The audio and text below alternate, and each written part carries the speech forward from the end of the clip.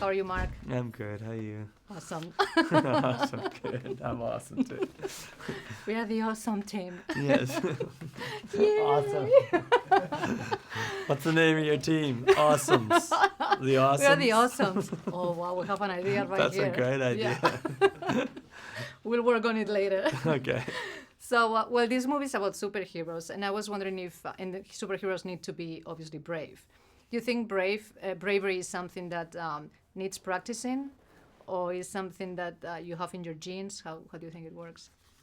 I think it's probably within all of us to be brave. Some of us more often than others, but you don't know until you try, and you don't know how brave you actually are until you're really asked to be brave. Mm-hmm. But early on, I was in a karate class, and my teacher was a 20th generation samurai, and he never spoke very little. He was Japanese, and he wrote on my practice sword, "Courage conquers all."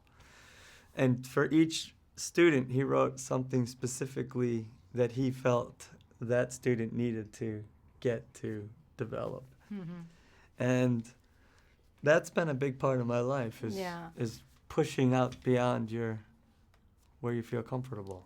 Talking about courage, and I need to bring this up because it's very recent in the news, the Harvey Weinstein scandal, which is appalling, and it really, when I read it, I was like super pissed. And you were one of the only actors that have spoken up about it. You tweeted about it. And what do you think actors in general, they don't try to engage, especially in something as dramatic as this is? They don't speak up, they don't say things how they are. I think there's been a lot of pushback on actors for speaking up about anything. I think since the Vietnam War, there's been a right-wing sort of concerted effort to make sure that actors, whenever they spoke up, were immediately beaten back, attacked personally. And so I think a lot of actors are afraid. They're not sure that their voice is welcome in that particular context. Now, I'll also say that I think that's changing. I think it's changing rapidly. I think when you look at how much actors are used to actually change the culture, whether you're selling a watch or perfume or a car, why is it okay for us to effect so much change in the culture to sell things, but for whatever reason we're not allowed to speak about things that really are affecting our lives, that really make up who we are? Exactly. It doesn't make any sense. As long as I think you play in the capitalism kind of game, you're fine, but if you're trying to defend the underdog, then you're like a fucking communist. Shut up. Yeah. Who are you?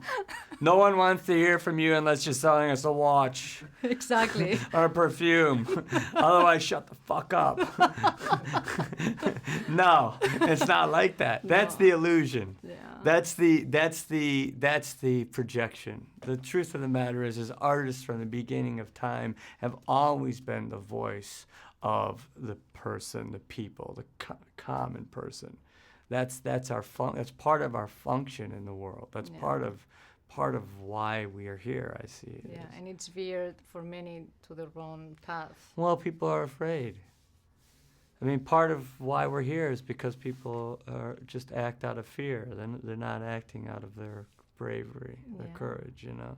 But I think in your case, it's actually, you have a lot of followers on Twitter, and people are very super nice to you most of the times. I follow you, and I think what you say is, I don't know, I think people appreciate it. So there's a part of the population that are grateful that there's people like you. I think so.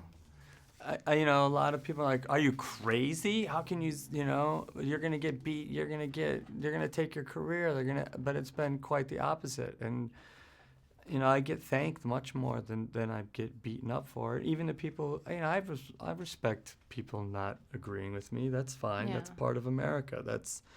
And I don't make fun of them, and I don't personally attack them, and I think people appreciate that approach. Yeah, and it's probably very fulfilling to you, because I think maybe one of the things that you have to do as an actor in order to make it is kind of kind of like not follow your, like, break your morals at some point and kind of not following your heart, and you seem to have done whatever you wanted, and you had a very good career. Yeah. So maybe you should tell the trick to other actors to how to do it, because it's been amazing for you. Yeah, and I think but part of it comes from my training. I studied with Stella Adler, who was an activist. I mean, she was fighting, fascism in the 30s and 40s, and so they're refugees. They're Yiddish. They're the Jewish refugees, intellectuals who came to America and did such wonderful things for people. And so I was taught that, and so it's easier for me to do it and envision it because I was taught that by the people who were blacklisted for doing the right thing, or people who were heroes in American history. And so, yeah, I hope that people see it and they're like, well, Ruffalo's still okay. Yeah. They haven't, he hasn't been ruined. He hasn't been blacklisted. He's still going. Yeah, just so you can do it. That's the bottom line. Yeah. And now with the Awesomers, it's gonna go to the next level. The Awesomers team. The Awesomers. Who are the Awesomers? Oh